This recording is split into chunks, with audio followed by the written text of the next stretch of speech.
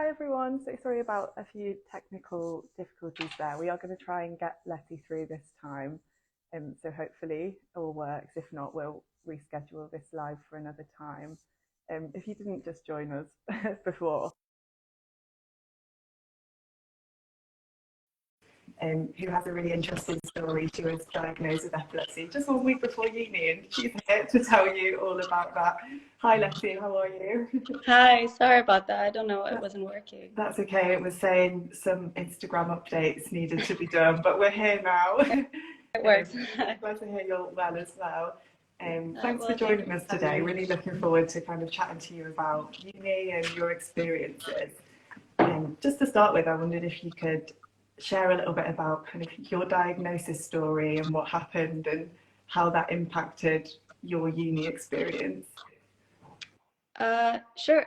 So I got diagnosed when I was 17 with grand mal seizures, which I think are now called tonic-clonic seizures. But when I was diagnosed, they called it grand mal seizures. And my first seizure happened a week before the flight that I was supposed to take to go to university. And I grew up in Tunisia. So I was going to fly and leave my family. So it was quite difficult to decide to go to university because I was kind of scared to have to leave. Well, actually, the last week was filled with tests and blood tests and MRIs when I was finally diagnosed. And then throughout university, it was kind of having to balance out finding the right medication while going to university and working part-time. So that was kind of what it was like. It was a bit difficult. And I Yeah, think what were those? it's been now 6 years about. Yeah, what were those conversations like with friends and family in that week where you were kind of deciding whether to go to uni? Did it ever cross your mind to maybe put it off, or were you always quite determined to go and do it? My parents were very adamant that I should wait. My father especially said that I should maybe give it some time, maybe wait a year. But I was adamant that I wanted to go. I had very much been looking forward to going. It's very difficult when you're kind of been given the promise of independence to be given a diagnosis that makes you very dependent on people. And when you're 17, 18, going into university where everything is about, the first time living by yourself, first time having a bank account, first time doing all these things. And you're also told, but you can't do all of these things. I think that's what I struggled the most. And I was so angry and I was so bitter. I think it kind of went as like a rebellious act. And it was a bit of a detriment sometimes, but I'm glad that Yeah, it went. yeah, I think kind of that time where you start university for the first time can be quite scary for everyone. And so, yeah, to then have this new health condition on top of that, how did you kind of go about speaking to new friends or housemates about epilepsy? Was it something you shared with them quite quickly, or was it a difficult conversation to have? Um, I was embarrassed at first, um, so I wouldn't tell them. And a lot of them found out when I had seizures, which is probably not the best way to go about it. I've gotten better at it, at telling people before it happened, just so that they're aware and prepared. When I was dealing with coming to coming to terms with the fact that I had epilepsy, maybe I was a bit in denial, but I didn't like telling people that I had it, mostly because the reactions were very mixed. No one was sort of malicious in any way, but I wasn't um, I wasn't comfortable with the reactions that people had. Um, so I kind of avoided telling people. And so then that led to a lot of people freaking out when I had seizures. And I should have been more open with my Yeah. friends. I was also really nervous because I was new friends that I was making. So I was nervous about whether or not they were going to be accepting or not. And when you did kind of eventually speak to friends about it, did you go into what they could do to help if you did have a seizure, or was it more just telling them about, I have this condition and it's worth knowing about? I mean, a lot of people have questions. So it's actually very helpful that people usually guide the conversation. At least they did back then. So a lot of people ask me about whether or not it's triggered by lights. A lot of them ask me what it's triggered. You know, people have their own ideas and they are very curious. So that helps. I didn't know much about it myself. That was also an issue when I was younger, is that I was very uneducated myself and I didn't want to learn. I was so angry. I just didn't want to learn about it. I wanted to put it in the back of my mind and be like everyone else. Now I've gotten much more educated, and when people ask me the same questions, I'm much more I can better answer these questions in a way that helps not only like our relationship, but then maybe encourage them to take some sort of seizure aid course. But I was also very surprised as well. So many of my friends, when I started telling them that many of them either had epilepsy or knew someone that had epilepsy. So that also helped while I was getting acquainted with my disease. Yeah, I can imagine when you hear those other people who have connections. That must be really nice to hear. Got a couple of people in the comments just saying they feel the same, and thanks for sharing. That's really nice. I've seen lots of hearts coming up as well. So yeah, so you moved to university, met lots of new people, had this new health condition. How did that kind of shape your uni experience and the impact on studying, do you think? My biggest fear at university was having a seizure in one of my lecture halls or in an exam. I remember that was like my biggest fear was that, and that it didn't help. The stress during exams didn't help. Plus the stress of having one didn't help. And I didn't know that there were any support from the university. There is much support that you can seek, but no one told me. And to be fair, I didn't look. And it wasn't until my third year that I realized that actually I was entitled to have like a separate classroom where I can take my exams. That was so helpful because it took away such a huge stress of mine, which was to have a seizure in front of all of my course mates, because I'm so stressed about having a seizure and stressed about exams. So that really took a lot of pressure off of me. And then I was also allowed to have a bit of an extension. So that also helped with being able to stress a bit less. And it was all about mitigating stress. And I didn't know that there were things that I could do to seek some help. I wasn't really able to do that at the time. And I wish that someone had told me, or maybe given me a bit of a path. Yeah, well, Eventually it worked out, but it took a yeah, bit of time. where did you go to kind of find out about the support in place and the things that would help you, like getting a separate room? Was there like a student support service that you could speak to? So I found out through word of mouth, actually.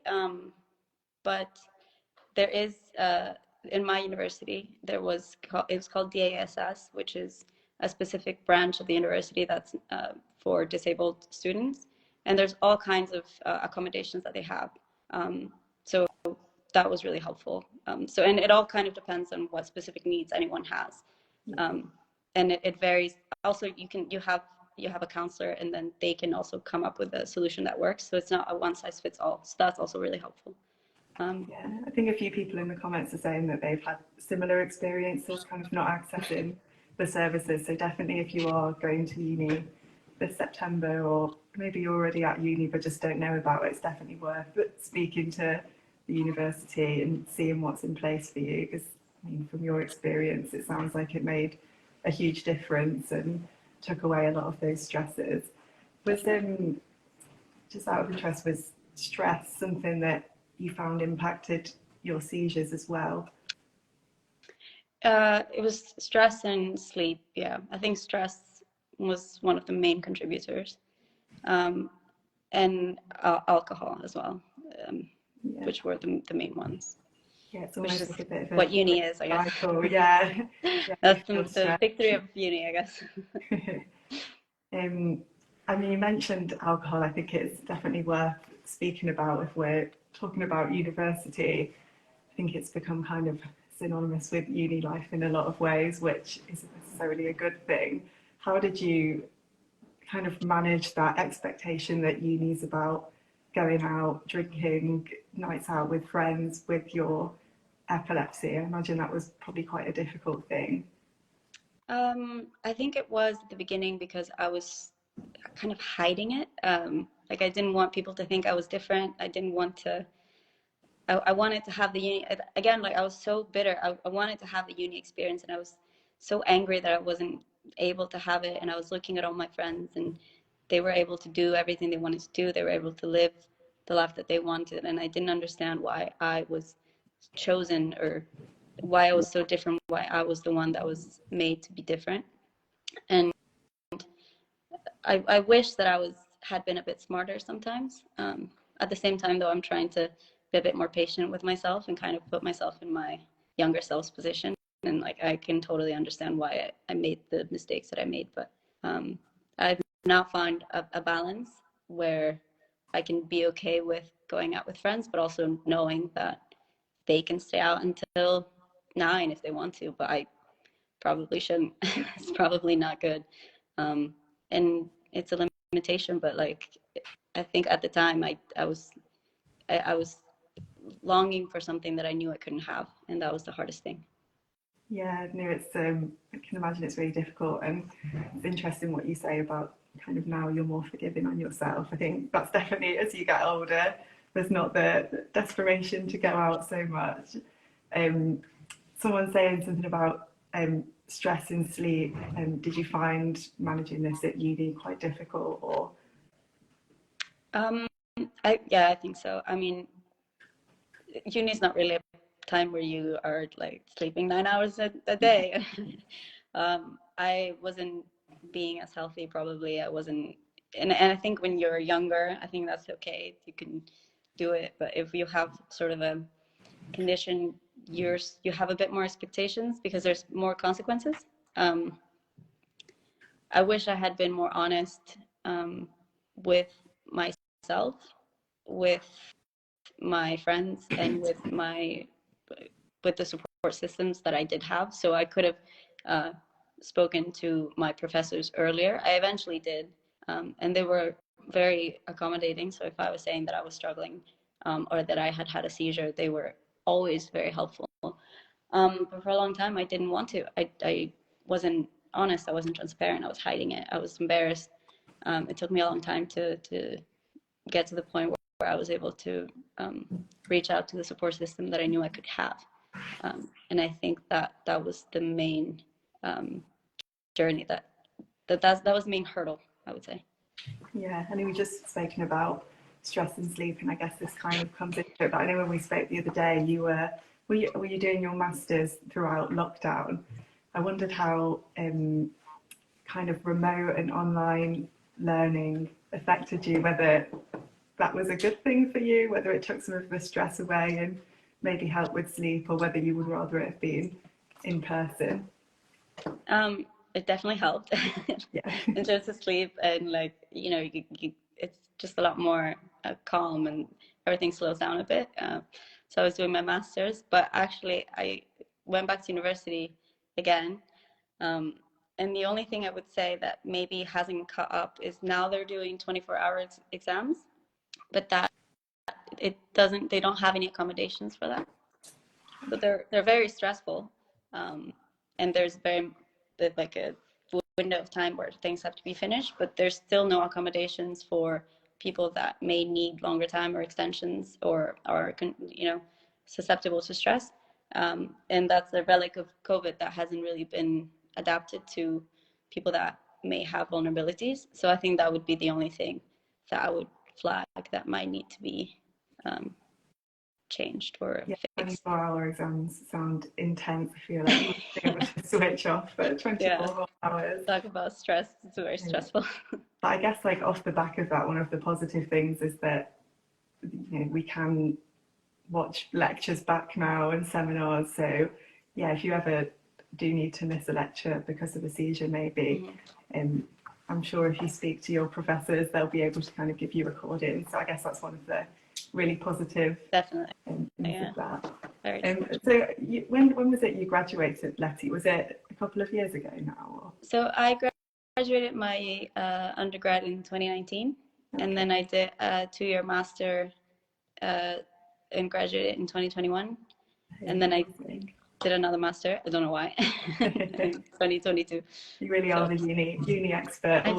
Yeah, I don't know. I think I was just prolonging having a career. I was just like, no, I don't want to.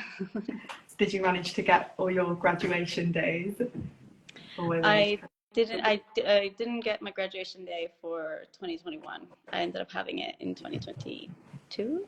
They delayed it, but it was nice the second time. Yeah, with it, I'm sure they were all amazing celebrations as well. Always good fun. We've kind of spoken about putting off career, but I know you've got a really cool career now, and I wondered if you could talk about what it was like looking for work as a new graduate and also someone with epilepsy. Sure. Well, it was always something that I knew may be an issue. I don't know if it's because of how many seizures I had at uni, because I had quite a lot because I wasn't being very, like I said, like I wasn't being very taking care of myself very well. So I had quite a significant amount of seizures when I was at university. So I don't know if an effect of that is that I have quite significant memory issues now, but that could also be because of my medication. So I'm not actually sure which one it is. But I knew that could be an issue when I go into a career, because if it's like a quite demanding position, you don't want to have to sort of struggle, or you don't want at an interview, you don't want to say, hey, I'm very qualified, but also I have this thing that maybe I should tell you about. And at the beginning, it was I would not tell, or I would sort of try to hide it, but I would maybe not click on the disability because I was like, I don't want to give them a reason to not take me. But then I realized that actually I don't want to work somewhere where they would disqualify me or they would write me off for having a disability. I would rather work a bit harder to find a place that's inclusive and accommodating, because these issues will come up. So I would rather have somewhere that's going to help me rather than punish me. So I think that it took a long time to get to that point, but that was very big. That was very big. That was. Yeah, I think it's quite hard to get into that mindset as well, especially, I'm kind of just out the other side of it now, but looking for work as a new graduate, it can feel like everything's against you. So then, getting into that mindset where you're almost picking and choosing your employers, it must have been quite hard to get to that point, but really cool that you do, and you got your job out of that. Someone's just said they would love to spread awareness in their workplace. How do you go about doing that? Well, it's interesting because my first job, I actually sent an email and it wasn't an email, sorry. It was during a meeting, and it was very informal. So I wouldn't have set up a meeting for it, but it was we used to do these catch-ups. And then I sort of said, by the way, I just wanted to let everyone know I have this. So in case I have a seizure, you don't need to call anyone unless, it goes on for longer than, I think it's 5 minutes. So if anyone has any questions, please send me an email or you can come to me. And I wanted to try to make it as sort of non-scary as possible. But also make sure that everyone knew, because I didn't want to have a seizure and then everyone would sort of get really scared, or maybe it would come up or it would be a big thing. I just wanted everyone to be aware.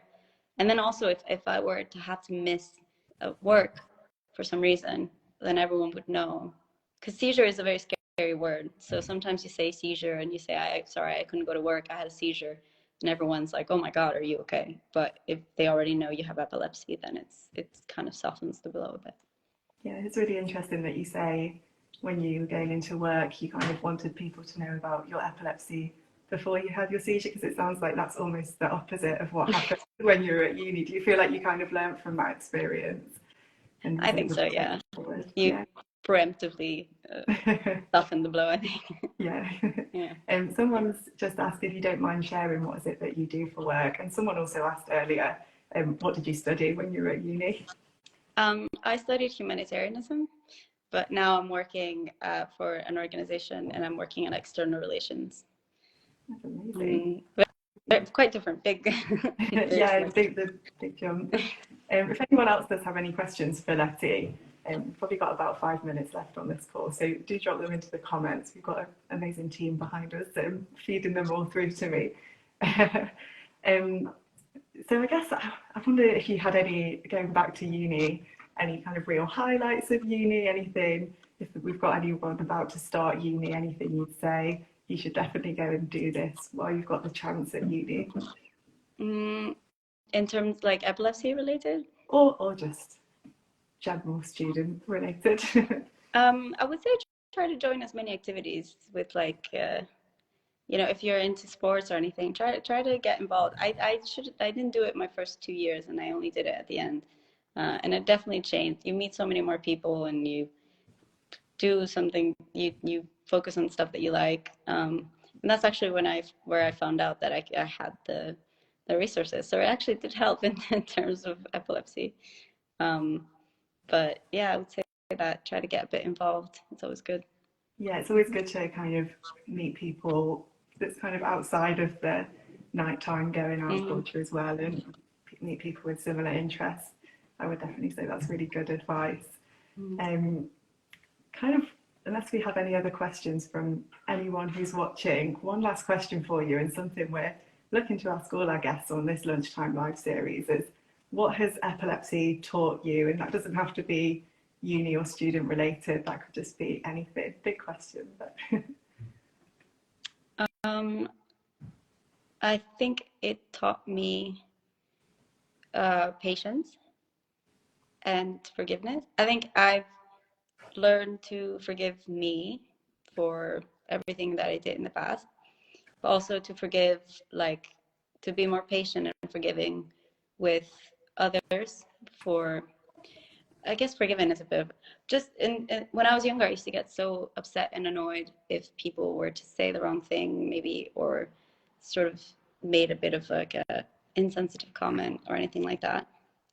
Now I'm just a bit more. I know that it doesn't come from a place that's malicious. I just know that there's a big stigma. Not a lot of people know about it, and people do genuinely care and want to learn. And when they ask you questions that may sometimes be misguided, it's an opportunity rather than a time for you to kind of huff and puff. And I think that's what taught me. I think I've become much more aware of the importance of spreading knowledge about epilepsy, because of what it actually taught me is how little I knew before I got diagnosed. I didn't know anything about it. I had seen Grey's Anatomy, and that's kind of all I knew.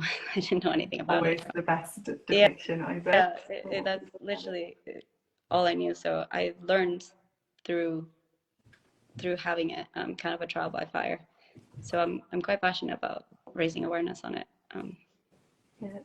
Someone's just said, my son doesn't like telling his friends or their peers about epilepsy. So kind of, would you have any advice for this? And then someone's also just said, how do I help as a mum to get my child to kind of be more open about their epilepsy? I would say, well, the first question, I mean, you don't have to be open about it if you don't want to. I hope that someday you get to the point where you can, because it does help. Like being transparent about it helps in so many ways. If you are open with your employer, then they can help you. Then you don't have to make up excuses about why you need to miss work. If you're open with your teachers, then they'll help you in accommodating for exams. If you tell your friends, then they can help in, knowing seizure awareness. If you tell them about side effects, being open helps in a lot of ways. At the same time, it doesn't mean that you have to be.